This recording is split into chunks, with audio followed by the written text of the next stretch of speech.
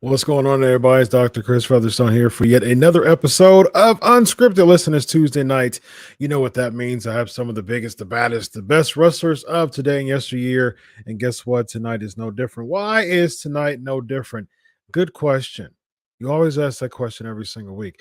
Listen, I'm going to give you an answer one more time. It's no different today because we have someone who is just caliente, just absolutely a gem.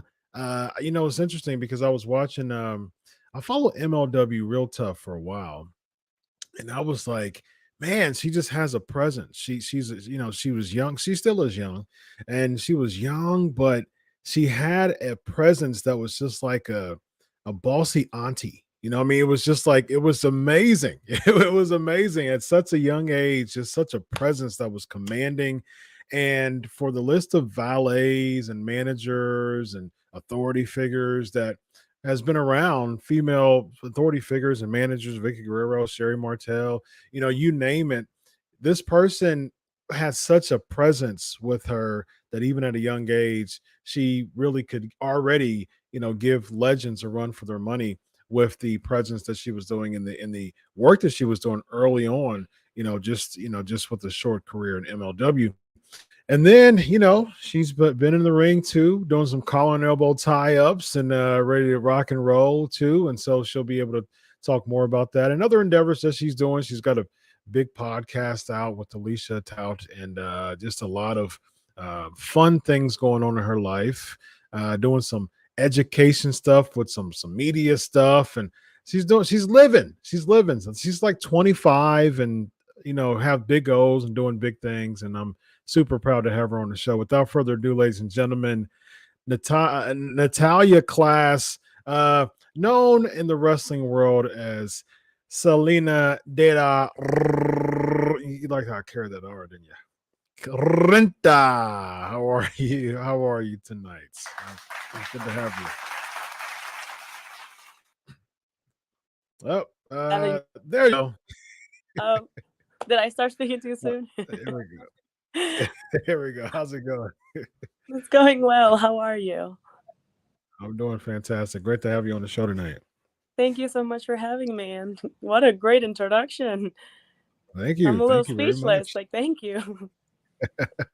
You are absolutely welcome. I It's true. I was just like, man, just a really really cool presence. I've been watching wrestling for 36 or 7 years now, and so Wow, it's yeah, it's interesting because that's a long time.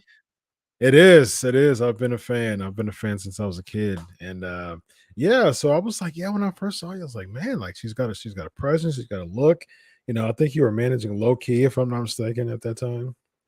And Yeah, I definitely did that. yeah, it was pretty cool. I was Before we jump into the questions from the audience, just let the listeners know, what you're up to nowadays. You got a podcast, you got some big things going on in your life. Oh, thank you so much. I have a YouTube channel, and there is like I have multiple like mini series going on. One of them is called "Video Games Not for Dummies," and that consists of like 3 rounds with Alicia of video games, and then whoever loses is a horrible punishment. Uh, so that goes on every week. I am currently working at Texas Style Wrestling as executive producer. That is Nice. my second opportunity to do something like that, and I'm extremely blessed and happy and grateful. And Mhm. I'm at a point in my life where I'm basically enjoying everything. I didn't think I'd get this far. Originally, I came from a little island, and we dream big there, but it doesn't mean that it's gonna happen.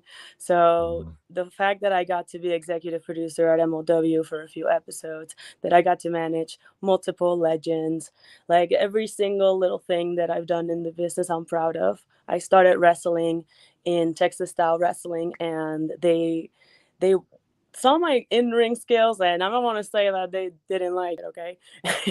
But they said, you know what, you're a lot better in production. And I was like, you know what, let's just get rid of this whole Salina De La Renta and let Natalia class take over, because I'm a production junkie. So I Yeah. like running shows, and that's what I'm going to be doing for I don't know how long, probably the rest of my life. Wow, very nice, very nice. So, where can they find information about TSW? You can follow them on social media at TSW Plus. You could also go to tswplus.com for tickets. And unlike a lot of new promotions, TSW has an app that is constantly putting out free content. And Very nice. part of our management, we have Teddy Long, we have Jazz, Flair. Mac. Yeah. Oh my God. He's so much fun to be around. But everybody really is putting a lot of effort into making this a reality. And we've been working in this for approximately a year, Mhm. and it's just getting picked up. And we have amazing crowds in Texas. Like the people are loving it. Like we have people coming back.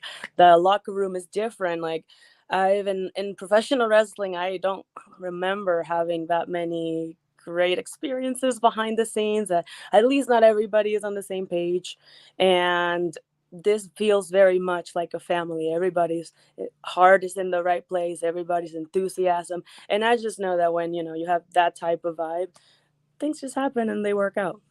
100%. Absolutely. Good stuff. And before we get into these questions, where can they find your YouTube page on what can they look up? You can find my page, my joint page with Alicia Atude at Worsties Forever. Mhm. And you can find me on social media at Salina De La Renta. And Alicia, you can find her at Alicia too. Why not? Nice. Very nice. All right, let's get into these questions. Rito's asking, greetings from Puerto Rico. Can you please tell us who was the inspiration of your Selena De La Renta character, and what four wrestlers from AEW or WWE would you want to be their valet? Two-parter for you. That's a good question. So Selena De La Renta is just an amplified version of who I am. I am really blunt. And I just like, I mean, it's very difficult for me to put it together as to what is the full inspiration, because it didn't just come from one particular thing. Mhm. My mom was a big inspiration onto how I portrayed myself. I've always looked up to her, but she's always been a savage, and I didn't really understand that until I started behaving like her, and it Mhm. started creating a lot of talk. And I was like, what is happening? And I guess that this is how I became Selena De La Renta, but I wouldn't say that this is just the character that I put on. This is who I am. And I Right. just, the name change is the only thing that really changes, but I wouldn't say that we're two different people. Yeah. And And the as four sorry. wrestlers. No, you got the four wrestlers. As far as pro wrestlers, I've always had the dream of managing Rey Mysterio. I've always said that Mhm. if I did that, I'm pretty much out, and you would never see me again in the business because I think I reached my top there. It's just I really admire him, and I got to meet him, and sometimes you meet your idols, and they're not quite what you expect, but completely different. Mhm. And this is gonna be like super left field, but I would feel like I would love to manage the Hardys. um it's just they're hardcore and it's incredible, and I've had the opportunity to manage amazing stars that I just feel like the bar is set too high now. Mhm. And I have not put too much thought into who exactly I want to manage at AEW. I keep seeing people say, "Hey, you should manage Andrade," and I'm like, I have a bit of conflict there because Zelina just did that, and it's like, what are we Yeah. doing here? Yeah, that's So true. it's Good kind point. of it's very confusing to me as to what can I wish for in wrestling, and so I just let it be. I would just say Rey Mysterio is definitely, and the Hardys, that would be an honor. Very nice. Very nice. Who came up with the? I mean, how did you come up with that name, Zelina De La Renta? So that was like a combination of names that we had, and we sat down at MLW, and we were talking, okay, so if we're gonna give you a name for TV, you need something powerful. And in my head, Mhm. I'm like, Natalia Class is pretty nice, but they wanted a change, so we kept experimenting and trying to find different names, and Soraya De La Renta came up, and Salina Vega. Believe Mhm. it or not, I swear to you, that was on the list. And I Yeah. was like, well, I kind of like Selena De La Renta. I don't really like Soraya or the other. Mhm. And I had already like sent back all these names, and they were already annoyed with me, like not wanting to pick anything. So they were like, you know what? Let's do Selena De La Renta and call it a day. And I'm Yeah. like, yay! Like Oscar, I feel good now. Very nice. Very nice. Aaron's asking, MLW is my favorite promotion when you were one of the stars. What were some of your favorite memories of your time there? I'm um, so before you answer that, I'm super curious. What are you drinking? this is boxed water. This is water without ingredients. Interesting. I've never Yeah, heard of it. That's, I'm very that's, picky with my water, and I huh. think that the plastic melts on the water, so I like boxed water. Box I'm water. a I've never heard of weirdo. it. That's pretty cool. That's pretty cool. Yeah, some of your favorite memories of your time there. Definitely Jim Cornette experience. Oh, That I mean, Jim, he keeps on blessing me and keeps bringing up my name, and I feel like he's one of the people that made me the most relevant in wrestling, and I'm eternally grateful that I got to meet him, and that experience alone was awesome because after that I had a little encounter with Conan, mhm, and I also messed up my words because I speak three languages and I get really confused. And I that little clip was on Botchamania too. So I feel like that night in particular was really amazing. mhm, And I would say the very first night that I managed the Lucha Bros, that was another night that I was like, this is just iconic. And mhm, and I definitely loved my press conference that when I announced that I was executive producer, because I really had no idea how big of an accomplishment that was at that time. mhm, mhm. I didn't until I was sitting with Sports Illustrated talking about being the first. Oh my god, I almost cried. The first ever. Oh my god, I'm getting so emotional. That's all right. Whew. Um, That's all right. let me breathe. That's all right. Drink some of Until your that box happened. water. Yeah, yeah, I need it. I definitely need it. This is what happens. There you go. There's your liquid courage right there. Some box water. Yes. So until I was sitting there, I didn't realize like how big of a deal it was, and I was like, first ever female Latina. I was like, what in the hell? And then I had to call my mom, and I'm like, Mom, I think you need to really read this. And then it digested, and I've just been so happy since. I just feel like I did something amazing, and ever Yeah. since that, opportunities have arisen from that. So I'm grateful for MLW. I'm grateful for TSW and every single thing that I've done. Yeah. Yeah. And you're just getting started, and that's the pretty cool part, you know. That you're just getting started in the business, and it's just you're already creating milestones, memorable milestones in your career already, early in your career. So that's pretty cool. Thank you. Um, yeah. Sense for me, not podcast says when Salina left MLW, I left too. Any chance we could see you in NWA as manager?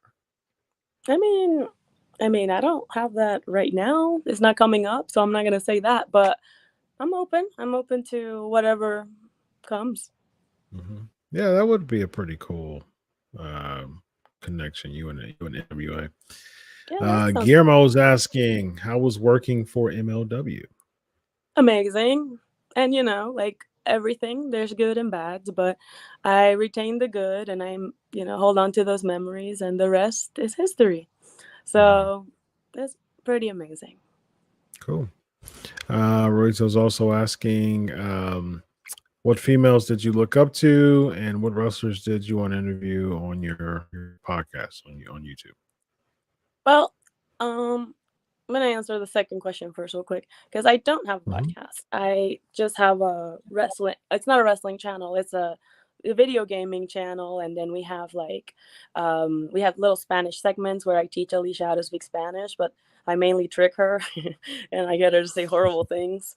And then we have an upcoming segment too. She'll kill me because I'm not even supposed to say this, but we have an upcoming segment called Learning Canadian, and then she's Mhm. gonna be teaching me about all these words, and I don't know how that's gonna go, but we do like a bunch of little mini series, and but if I were to interview anybody, I would interview the Boogeyman, and it would be Ah, because I actually got to meet him, and he's such a splendid person that I wish that everybody could see that other side of him.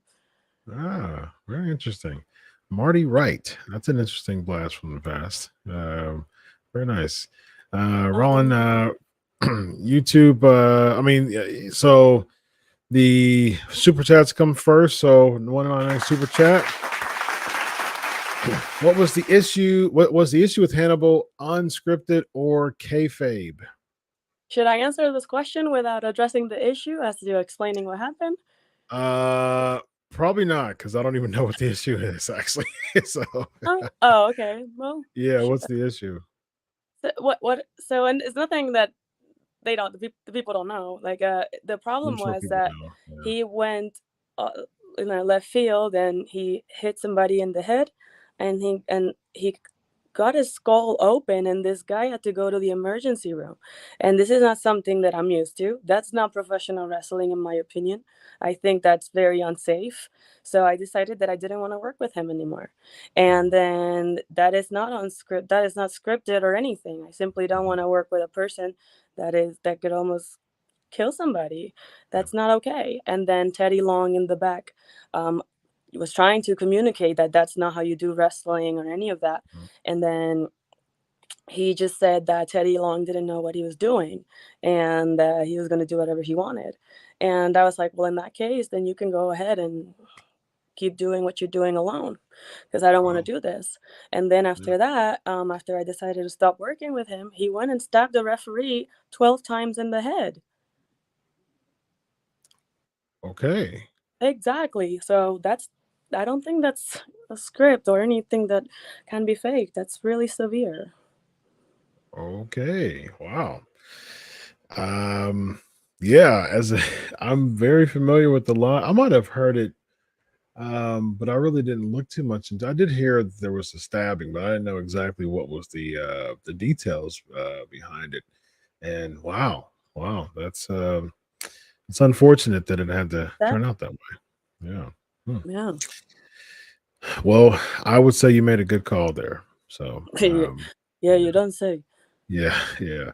Nirbon's asking, you had a tryout in WWE. What was that experience like when Canyon Seaman left? Did that affect your contact with them? Yeah, actually, that was precisely the reason. I was talking to Canyon Seaman, and then I was also talking to Camille LaVille. and they were both of them in charge at the time, and the tryout was amazing. I cried every day, like you already know I cry. So I was so excited, and I got to train with Norman Smiley, and I met Ah, Drew Gulak, and they were amazing. And I actually started training with them, and unlike a lot of the people that were there that were already signed, that were very new, I actually knew how to wrestle from before. So it was like muscle memory, like it all came right back. And they mhm. put me to do other things, and I think the adrenaline was so high. I did a backflip for the first time in my life. I did a handstand flip bump, and I was like, this is kind of stuff I don't normally do. And they were just teaching me the right ways. And I've been taught by so many different people how to wrestle, but Mhm. until I was there, I really understood there is a different way to doing a lot of the things that I'm doing. And by Yeah. just perfecting those little things, like I could see my wrestling improving so much. And I was there for only like 3 days, and Mm, but they were so amazing, like amazing nice. experience. That then when I was on my way out, I had a conversation with Canyon, and he was like, we're actually looking now for a young Latino talent, and this is going to be perfect. I should be calling you in like 2 days. And I was like, oh, perfect, then I will be hearing from you. A month Mm, goes by and nothing, and I'm like, what is happening? And then mm, I decided to email them, and then I got an email back from WWE saying that these two people that I was contacting got mhm. fired. And I was Yeah. like, well, that's wrestling. It Yeah. That's true. is what it is. Indeed. Let's see. Next we have it's also asking who would you like to face in WWE currently, and what do you think of Sasha Banks being released? Is that someone you'd like to work with? I actually met Sasha, and I got to train with her, and she was very nice. I don't necessarily want to face anybody because my interest right now is in running the show. That's what I Mhm, really want to do. I realized that after I left MLW and I tried being in the ring, that my heart wasn't there. It's just mhm. I miss behind the scenes and producing and helping others, and that makes me happier. And Nice. I don't have any thoughts about, you know, her situation. It's Yeah. Well, along there. those lines, as far as backstage, if there's so here's a thought experiment for you. If there's one person like you got the books, you got to produce, and if there's one person that you would want to push on WWE and AEW, so you get to pick one male and female and WWE and one male and female in AEW, who would you push? I mean, MJF is already getting pushed. Would, So would you give him the title? yeah. Okay. Cool. Yeah, Yeah. I mean, MJF is the only person in the industry that I've seen cut a promo, and then I'm like questioning myself, could I have done that better? I don't Ah, think so. And I don't know. I don't know. It's very confusing. So I get those like little mixed feelings. mm, And if I were to push anybody in the WWE, I would say Kaden Carter, but that would be mm, biased because I have spent way too much time with her, and I love her, and I know that she has worked her ass off her entire life. Like she just has wanted to be in the WWE forever, as long as yeah. I've met her, as long as she's breathe any air, and she's such an Mhm, amazing wrestler that mhm. I really think she deserves to be pushed as number one. Hmm. Yeah, interesting choice. Yeah, she's got a ton of potential. She's teaming with Casey Catanzaro, I believe, in NXT, and they've been a team for a while now. But Oh, um, yeah, WWE hasn't really given them, and they've had some moments, in NXT. But yeah, she has a ton of potential. That's a really cool choice. And you work with MJF for a while, right? yeah, In MLW. weirdly enough, I managed them at one point. Mm, yeah, yeah. Back when we were on the indies, and it was like where we were starting, but it was on FIP. It's a show Mm, here in Florida. mhm, And then after that, we both got picked up for MLW, and then we were like, Oh, hi. I know you. Nice. Yeah. Is he a weasel in real life, or is he a really cool guy? I don't want to kill his gimmick. Oh, man. Well, I'll tell you what. He is selective with who he's nice. Okay. So, me personally, I think he's a great person. And Mhm, that is behind the scenes without anything else that he's portrayed. I think mhm, he's a really sweet guy deep down. He means well. But I have seen him be horrible to a lot of people. So I don't know. In my experience, I think he is selective. mm. So he's limited. He's living the gimmick, huh? Yeah, you could say so. To certain people, he's living the gimmick for sure. He's He's still like a heel. 80-20. Gotcha. Well, you're a part of the selective chosen few, so that's a good place to be, I suppose, with It's him. an honor. So I guess it has to do with the fact that I managed him and I was there in the early times. So there you I go. guess that's where the respect comes from. Yep, yep.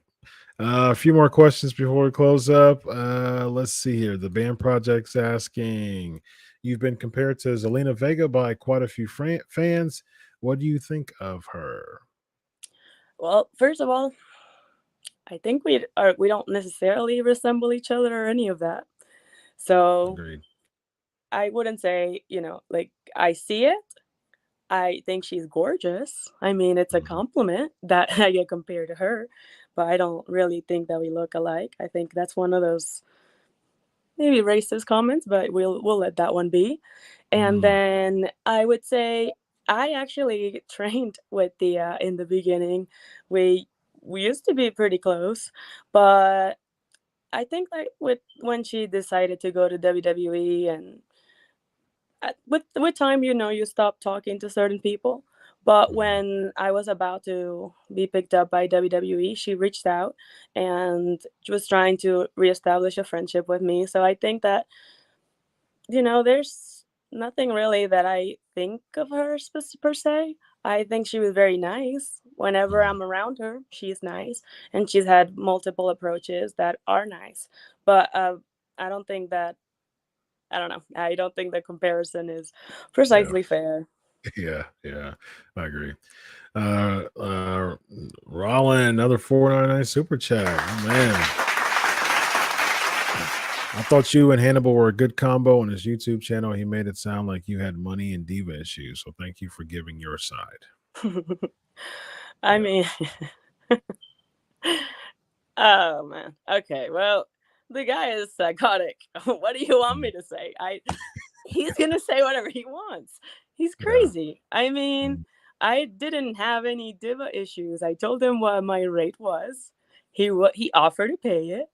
Mind you, normally promotions pay it. mhm. So I that's on him.